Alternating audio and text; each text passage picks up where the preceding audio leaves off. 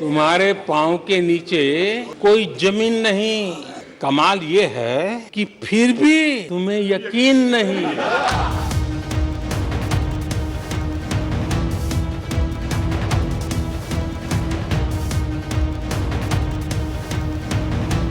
नमस्कार, मैं हूं शरद द्विवेदी और आज का हमारा मुद्दा है तुम्हारे पांव के नीचे जमीन नहीं। ये दुष्यंत साहब का बड़ा मकबूल उनकी किसी गज़ल का एक शेर है कि तुम्हारे पांव के नीचे ज़मीन नहीं और कमाल ये है कि तुम्हें यकीन नहीं। ऐसा होता है, ये दो स्थितियों में होता है और दोनों ही स्थितियों में व्यक्ति अपने को बड़ा मिसरीड करता है। एक तो जब उसका बहुत ही चुनौतीपूर्ण समय होता है और जब उसका बेहतरीन समय होता है। दोनों स्थितियों में वो ये मानता है कि उसके पैर ज़मीन पर टिके हैं। जब वो मुश्किलात में होता है तो उसको ये होता है कि साहब बड़ी मुश्किल में हूँ, परेशानी में हूँ, इस समय तो मैं बिल्कुल डाउन टू अर्थ चल रहा हूँ। इसीलिए कहा यही जाता है कि अगर आप अपने श्रेष्ठ समय पर हों और आपके पैर ज़मीन पर टिके हों तो आप सबसे बेहतरीन व्यक्ति हैं। कठिन होता है, लेकिन अगर आप बात करें बुधवार की और संसद की तो चुन चुन कर, जैसा कहा जाता है कि हालांकि इस शब्द का एक आशय ये भी रहता है कि चुन चुन कर बदले लिए, लेकिन चुन चुन कर जवाब दिया और वो भी तंज और कटाक्ष वाली शैली में बिना नाम लिए प्रधानमंत्री नरेंद्र मोदी ने। क्योंकि एक दिन पहले राहुल गांधी जी ने, कांग्रेस के सीनियर लीडर ने, बहुत ठहर कर थम कर अडानी जी का विषय हो या तमाम और मसले हों, उन तमाम विषयों पर जमकर घेराबंदी की कोशिश केंद्र सरकार की उन्होंने की थी। लेकिन नरेंद्र मोदी जी ने, प्रधानमंत्री महोदय ने, एक के बाद एक बड़े तरीके से, सलीके से अपनी बात कही कि आज तो उनके पैर ज़मीन पर नहीं होंगे, नींद भी अच्छी आई होगी और नींद अच्छी आई होगी तो सुबह जल्दी नहीं उठ पाए होंगे। ये तमाम बातें सब जानते थे कि कहीं पर निगाहें, कहीं पर निशाना है, लेकिन ये राजनीति का हिस्सा है और राजनीति में जिसको भी मौका मिलता है कोई भी चूकता नहीं है। आज इसी पर हम बात करेंगे, लेकिन पहले उनके बयान की जो ग्लिम्सेस हैं, झलकियां हैं, अलग अलग मिजाज की जो झलकियां हैं, सबसे पहले उन पर नज़र डालते हैं। फिर मेहमानों के तारुफ यानी परिचय के साथ इस डिबेट की तरफ हम बढ़ चलेंगे। मोदी पे भरोसा अखबार की सुर्खियों से पैदा नहीं हुआ है। मोदी पे ये भरोसा टीवी पर चमकते चेहरों से नहीं हुआ है। जीवन खपा दिया है, पल पल खपा दी है, देश के लोगों के लिए खपा दी है, देश के उज्जवल भविष्य के लिए खपा दी है।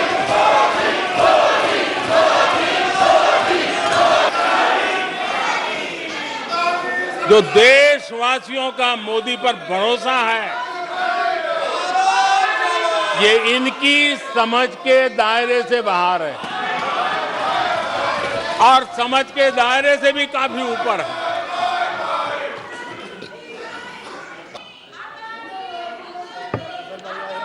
और जो अभी अभी जम्मू कश्मीर घूम कर गए, उन्होंने देखा होगा कितने आन बान शान के साथ आप जम्मू कश्मीर में जा सकते, घूम सकते, फिर सकते।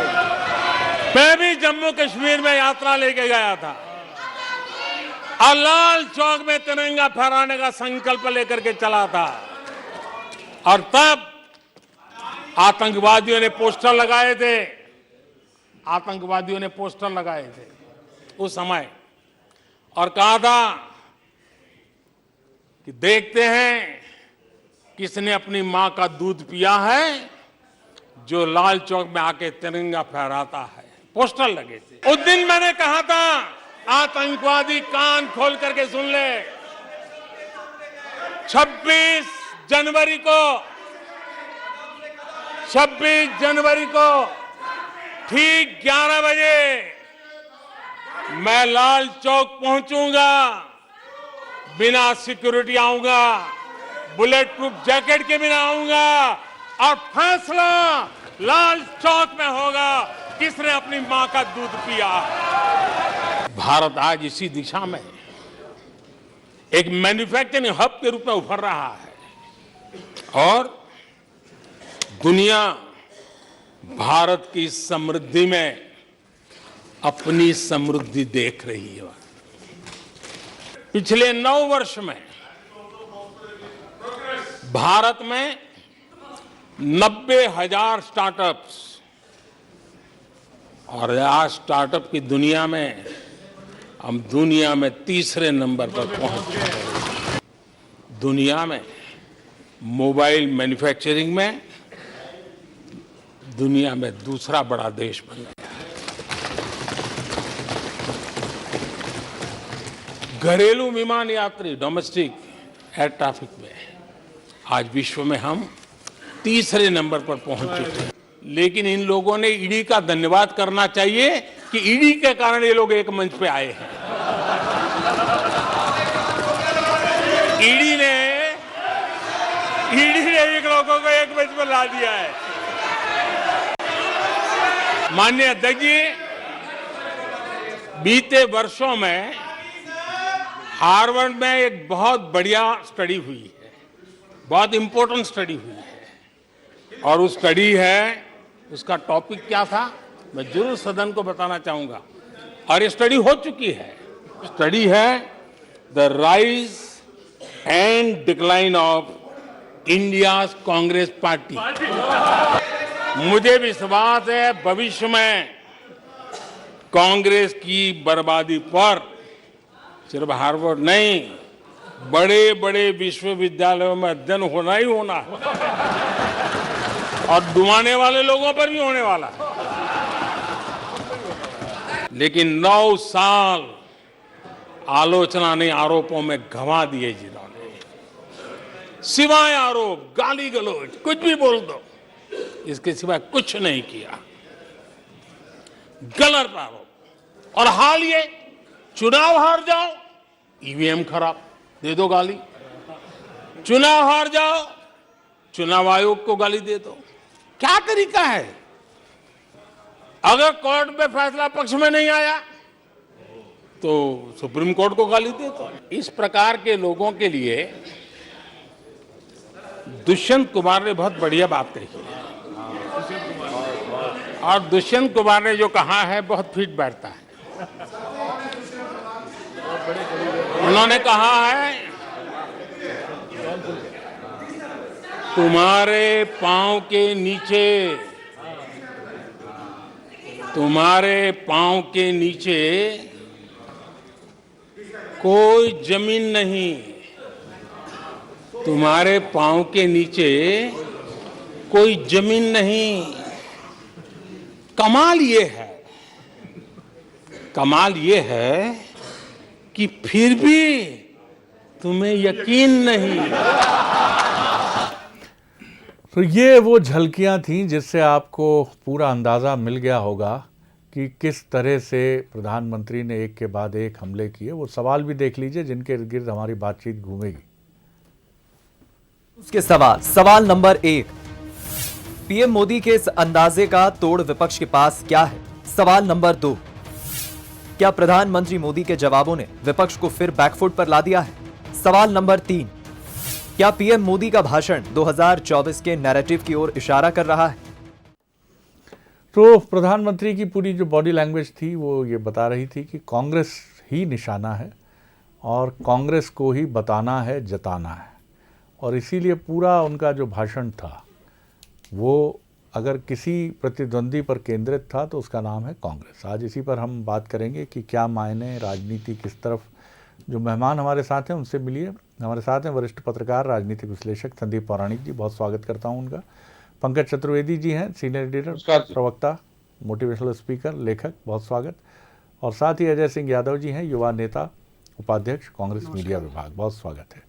पहली टिप्पणी संदीप जी की, फिर मैं दोनों राजनीतिक मेहमानों की तरफ आऊँगा। जी शरद जी, ये बात बिल्कुल सही कही है प्रधानमंत्री ने कि जनता का भरोसा उनके प्रति है, इससे हम सहमत भी हैं। 2 चुनाव भी हमने देखे और जनता का भरोसा है, इसलिए सत्ता उनके हाथ में आई। लेकिन उन्हें जमी पैर के नीचे ना होने की बात कही। मुझे ऐसा लगता है कि दोनों राजनीतिक दल एक दूसरे के पैर के नीचे से चादर खींचने की कोशिश कर रहे हैं। उनका लक्ष्य है दूसरे को गिराना। प्रधानमंत्री ने सरकार का लेखा जोखा दिया, विकास का लेखा जोखा दिया, भारत की स्थिति का लेखा जोखा दिया, ठीक है। लेकिन जिन मुद्दों को कांग्रेस ने उठाया था, खासकर अदानी का, उस पर भी कुछ बात आनी चाहिए थी, एक चीज। दूसरा, पहली बार मुझे ऐसा लगा है कि सीधे प्रधानमंत्री के निशाने पर गांधी परिवार, नेहरू नहीं बल्कि राहुल गांधी थे। पूरी कांग्रेस तो ठीक है, कांग्रेस को तो घेरा उन्होंने, लेकिन सीधे राहुल गांधी पर हमला था। तो मुझे लगता है कि कहीं ना कहीं भारत जोड़ो यात्रा के बाद राहुल गांधी का राजनीतिक तौर पर कद बढ़ा है, और यही कारण है कि प्रधानमंत्री के सीधे हमले राहुल गांधी पर थे। ये आपने बड़ी इंपॉर्टेंट बात की है, और कई जगह जिस तरह की टिप्पणियां थी उससे आहत भी नज़र आए प्रधानमंत्री।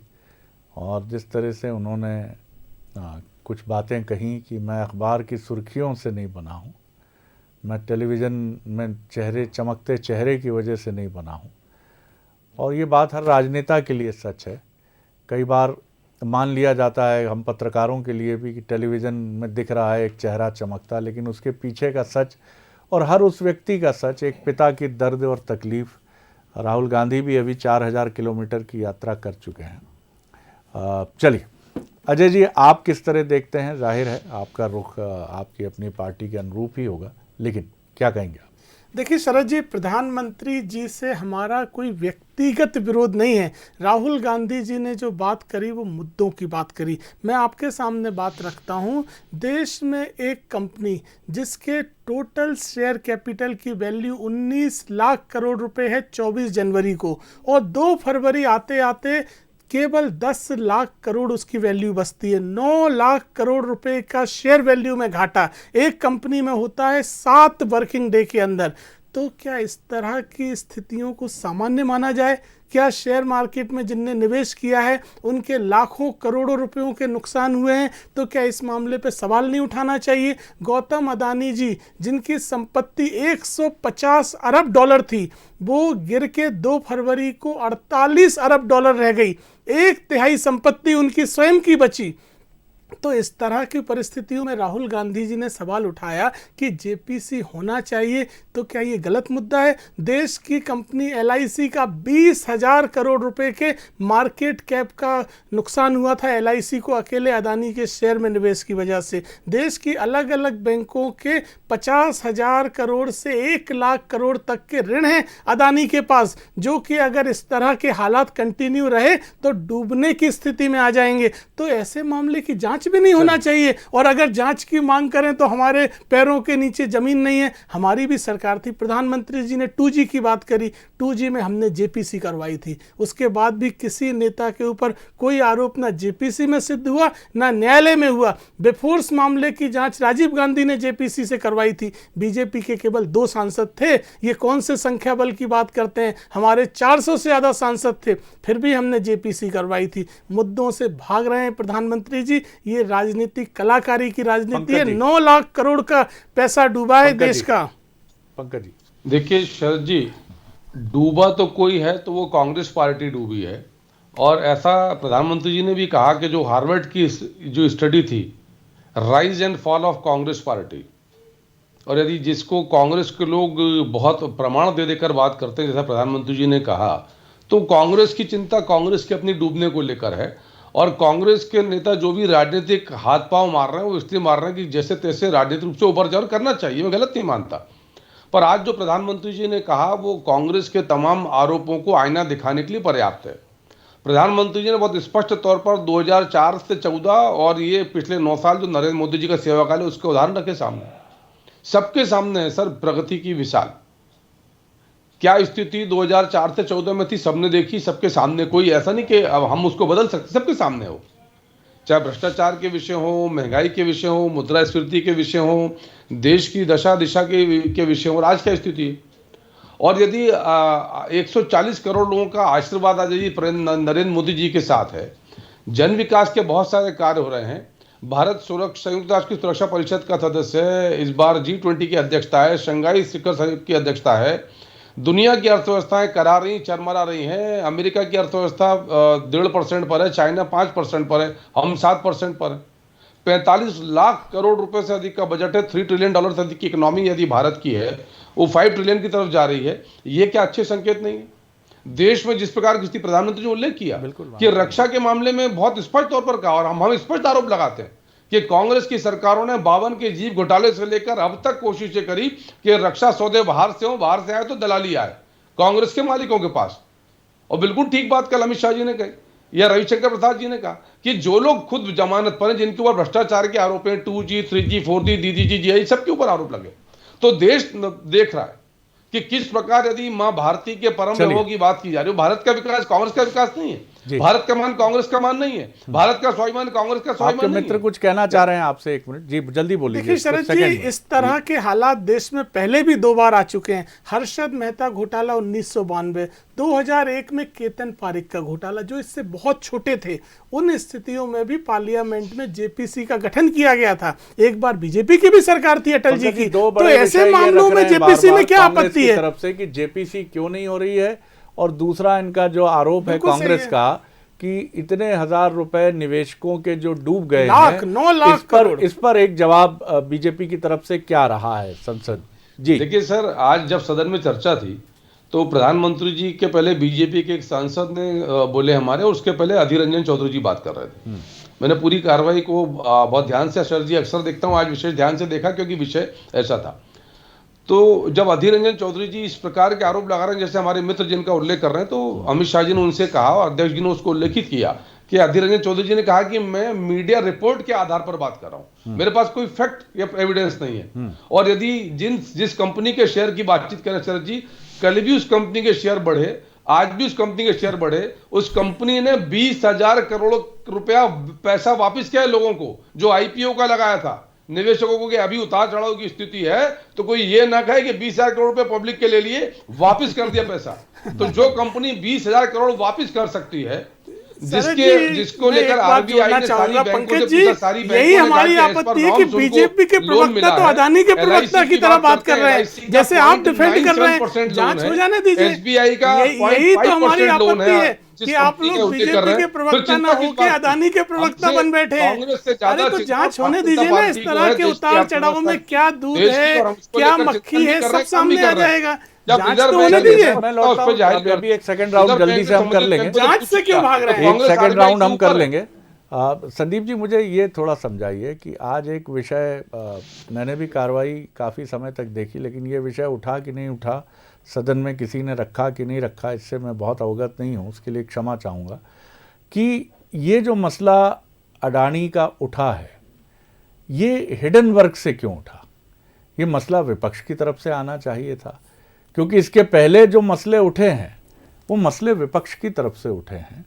क्या ये भी कहीं ना कहीं एक चीज़ की तरफ इशारा करता? मैं नहीं कहता कि कांग्रेस की कमज़ोरी है, लेकिन ये भी एक ज़रूरी विषय है कि अगर ऐसे कोई विषय आते हैं जिनमें ये कहा जाता है कि देश के हितों को ध्यान में रखा जाना ज़रूरी है, और ये विषय जिस रिपोर्ट को लेकर बात उठी है, जैसा पंकज जी भी कह रहे थे कि अधीर रंजन चौधरी कह रहे थे मीडिया रिपोर्ट्स, और बाहर से आने वाली एक रिपोर्ट पर ही हम इसको लेकर बात कर रहे हैं, क्योंकि विद इन दी किसी मीडिया हाउस ने भी नहीं किया, मैं ये भी कहने में नहीं झिझकूंगा। जी शरद जी, ये बात बिल्कुल सही है कि ये मसला बड़ा है, और जहाँ तक हम कांग्रेस की बात कहें तो राहुल गांधी लगातार एक खास समूह पर इशारा करते रहे और सवाल उठाते रहे अदानी पर।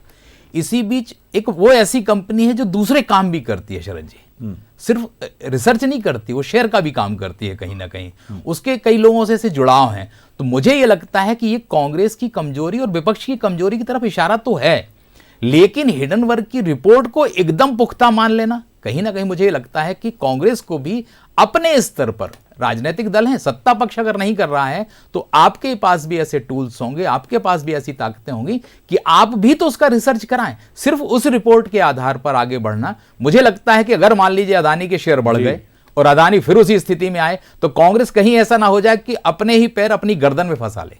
अजय जी, ये भी एक बड़ा सवाल है। ठीक है कि किसी भी सरकार से जब हम मांग करते हैं कि वो विपक्ष करता है कि आप तथ्य रखें, तो वाइट पेपर वो लेकर आते हैं, लेकिन विपक्ष के पास ये अधिकार है कि वो फैक्ट फाइंडिंग पेपर लेकर आए।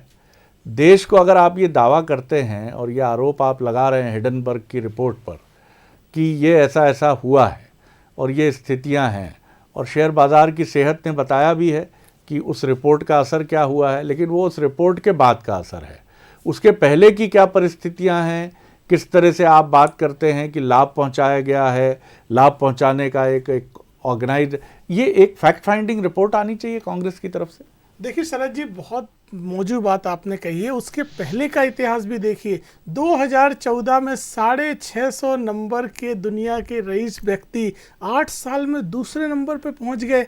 तो ये भी तो आश्चर्यचकित करने वाली चीज़ है कि भाजपा सरकार में ऐसी कैसी ग्रोथ है जो कोरोना काल, आर्थिक मंदी और केवल अदानी जी को मिली, और उसके बाद जिस तरह की मंदी आई। हम नहीं कहते क्या सही है क्या गलत है, लेकिन जांच ना हो ऐसा नहीं हो सकता। भाजपा किस आधार पर क्लीन चिट दे रही है उन्हें, किस आधार पर ये मान रही है कि सब कुछ ठीक है? क्या निवेशकों को नुकसान नहीं हुआ है? इतना नुकसान तो हर्षद मेहता और केतन पारेख के समय भी नहीं हुआ, और दोनों मामलों में जांच हुई। जांच में आपके भी सदस्य रहेंगे, दूध का दूध पानी का पानी हो जाएगा। जांच होने दीजिए। पंकज जी, मेरे 2-3 आग्रह हैं कि जैसा पुराणे जी ने कहा कि जिस हिंडनबर्ग की बात कर रहे हैं, उस हिंडनबर्ग का पेशा यही है, और वो मूलतः शेयर ट्रेडिंग कंपनी है, और शेयर मार्केट का नाम है सेंसिटिव पंकज इंडेक्स। जी, हम हिडनबर्ग की जांच के लिए जेपीसी नहीं चाहते हैं, सुन हम ले। अदानी के लिए उत्तर हो जेपीसी जाए। चाहते हैं। आप गलत जी, मैं उत्तर डिफाइन देना कर रहे हैं, चाहता इसलिए हूं। मुझे गंभीर टोकना विषय पर पड़ा। बात कर रहा हूं। हम अदानी शरद जी जी, के सुन लीजिए, ऊपर सुन लीजिए, जेपीसी बात चाहते सुन हैं, लीजिए, वक्त कम है तो हिडनबर्ग के रह ऊपर नहीं जाएगा चाहते हैं, मसला, हिडनबर्ग रह के जाएगा ऊपर नहीं मसला। चाहते हैं हम। जी पंकज जी,